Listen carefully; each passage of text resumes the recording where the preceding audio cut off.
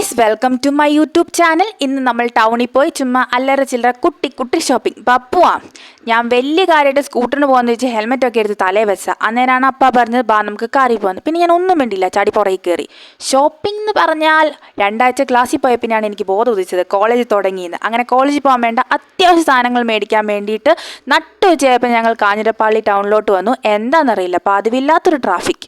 അങ്ങനെ കുറച്ച് നേരം ട്രാഫിക്കിൽ പോസ്റ്റ് ആയ ശേഷം കാർ കൊണ്ട് പാർക്ക് ചെയ്തിട്ട് ഞങ്ങൾ നേരെ SM സിൽക്കിലോട്ട് കയറി. ഈ പ്രാവശ്യം ഡെയിലി കോളേജിൽ ഇട്ടുകൊണ്ട് പോകാൻ പറ്റിയ ഡ്രസ്സുകളുടെ നല്ലൊരു കളക്ഷൻസ് ഇവിടെ ഉണ്ടായിരുന്നു. ഞാനങ്ങനെ കുറേ പർച്ചേസ് ചെയ്തു. കുറേ നാളുകൾക്ക് ശേഷം കുറേ പർച്ചേസ് ചെയ്തു. അങ്ങനെ SM സിൽക്കിൽ നിന്ന് ഇറങ്ങി നേരെ വണ്ടി കയറിയപ്പോഴാണ് എൻ്റെ പ്ലാൻ മൊത്തത്തിൽ പാളിയത് മനസ്സിലായത്. മഴ പെയ്തു ഗൈസ്. പിന്നെ ഞാൻ വിചാരിച്ചു ഫുഡ് കഴിച്ചിട്ട് ചായ കുടിക്കാമെന്ന്. എന്നെപ്പോലെ ചായ കുടിക്കാൻ വേണ്ടി പ്രത്യേകം സ്പോട്ട് തപ്പി പോകുന്നവരുണ്ടോ എന്നൊന്ന് കമൻറ്റ് ചെയ്യും.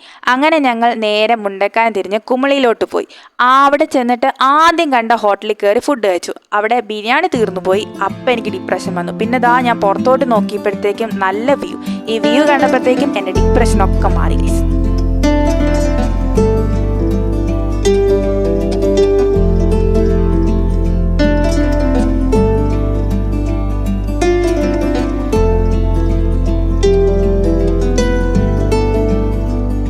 ओ सजनी रे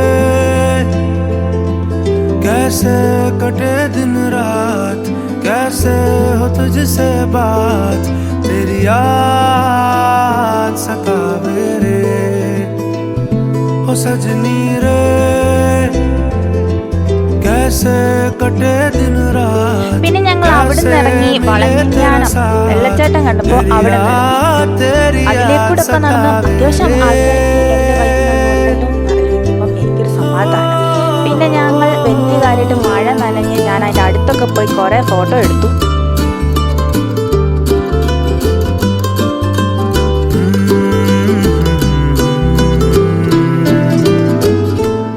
പിന്നെ മഴയത്ത് ഇവിടം വരെ വന്നതിന്റെ പ്രധാന ഉദ്ദേശമായ ചായ അത് ഞാൻ കുടിച്ചു. പിന്നെ ഞങ്ങൾ നേരെ തിരിച്ചു. നാളെ സൺഡേയാണ്. പിന്നെ ഞങ്ങൾ റാന്നി വന്നിട്ട് ATM പോയി കുറച്ച് പൈസ എടുത്ത് ടൗണിലോട്ടൊന്ന് ഇറങ്ങി കുറച്ച് ഷോപ്പിംഗ് ഉണ്ടായിരുന്നു. നാളെ സൺഡേ അല്ലേ. അപ്പോൾ ഇത്രയേ ഉള്ളൂ.